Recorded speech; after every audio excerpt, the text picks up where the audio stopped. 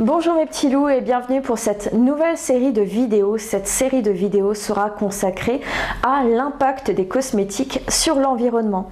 Et cette première vidéo, je la consacre à la déforestation. On se retrouve tout de suite. Alors la déforestation, en chiffres, qu'est-ce que c'est? Les forêts, c'est 30% de la surface de notre planète. Parmi elles, les 2/3 sont des forêts tropicales. Et dans ces forêts tropicales, eh bien, elles abritent 80% de la biodiversité. Donc on peut dire qu'elles sont très importantes, bien sûr, pour l'équilibre de notre planète. Pourtant, chaque année, nous déforestons 13 milliards d'hectares de forêts. C'est 4 fois la surface de la Belgique. Si nous continuons à ce rythme-là, il ne devrait plus avoir de forêt tropicale dans 60 ans.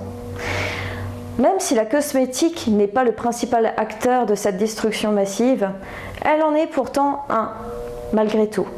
Et il y a des moyens de ne pas favoriser cette déforestation, à travers le choix d'ingrédients qu'on peut boycotter pour ne pas favoriser ce massacre de la forêt et de la biodiversité. C'est ce qu'on va voir ensemble aujourd'hui. Tout d'abord, pourquoi déforestons-nous? Principalement pour l'expansion des terres agricoles, mais aussi pour le bois, bien sûr, et aussi également, enfin, pour les gisements de pétrole. Alors l'expansion des terres agricoles, on le fait principalement pour un ingrédient, très connu, surtout en alimentaire, mais quand même très présent en cosmétique. Et cet ingrédient, c'est l'huile de palme. Alors pourquoi on cultive autant l'huile des palmes?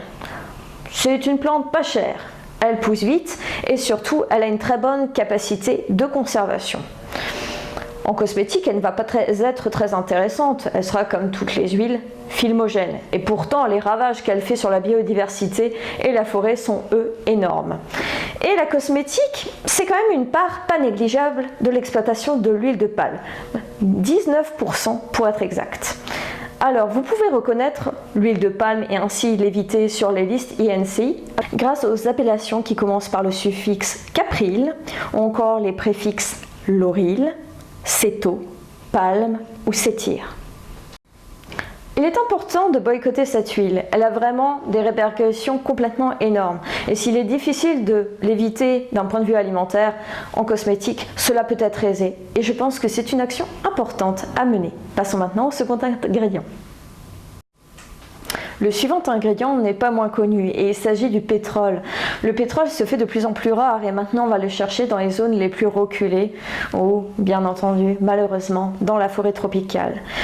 Là aussi, on dit que c'est une denrée rare et pourtant on n'hésite pas à le mettre dans des produits qui sont simplement pour l'artifice ou qui vont finir finalement dans nos éviers, dans nos siphons. Alors je pense que c'est un produit important à boycotter, aussi bien d'un point de vue environnemental, économique et finalement logique.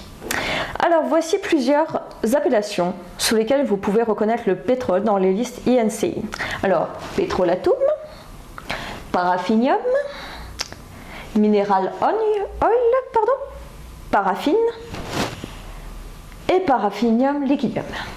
Voilà, vous pouvez le reconnaître facilement, ne vous faites plus avoir. Le troisième ingrédient va peut-être vous surprendre, il s'agit du cacao. Le cacao est un vrai fléau pour la forêt. Il favorise vraiment la déforestation parce que le cacaotier est vraiment un arbre. Comment dire? Excusez-moi du peu, mais chiant. Cet arbre a une très courte durée de vie et en plus, il est difficilement fécondable parce que ses feuilles, ses fleurs ne sont pas attrayantes, une grande partie meurt, il y a un grand taux de mortalité. Il y a plein de leurs fruits, dès qu'ils en ont, qui pourrissent. En clair, il est très difficile d'obtenir du cacao et c'est un arbre qui pompe énormément les sols et donc on est sans arrêt obligé de déplacer les cultures. Mais je vous en dis pas plus, j'ai fait une vidéo entièrement sur le sujet, je vous mets un lien là au-dessus pour que vous puissiez le regarder plus avant. Ce qu'il faut Ce qu'il faut retenir, c'est que oui, le cacao est un ingrédient naturel. Oui, il peut paraître attrayant et gourmand. Il est très apprécié par la publicité parce que ça nous ramène à nos papilles, au sucré, à la gourmandise.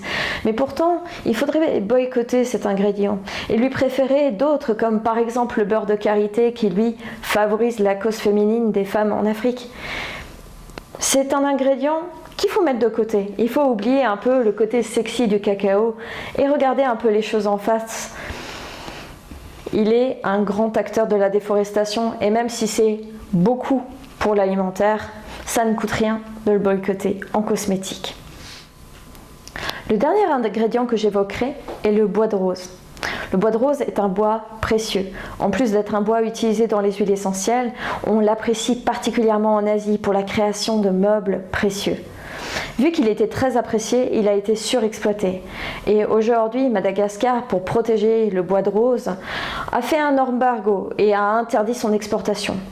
Pourtant, des personnes mal intentionnées continuent de le couper, notamment des membres de mafia qui ont des intentions criminelles et qui, pour les financer, vont exploiter le bois de rose. Le bois de rose, bien qu'exceptionnel, peut être remplacé par d'autres ingrédients. Et c'est un bois rare et précieux, situé dans des zones protégées encore de notre monde, parmi ces rares zones.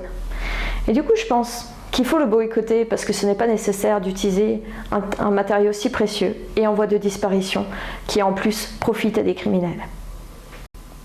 Voilà mes petits loups, j'espère que cette vidéo vous a plu. J'espère que vous aussi, vous défavoriserez la déforestation. À bientôt, bye bye. Si vous voulez être informé des nouvelles vidéos, cliquez sur l'onglet au centre. Si vous voulez voir d'autres vidéos, cliquez à droite ou à gauche sur la vidéo qui vous intéresse. Au revoir.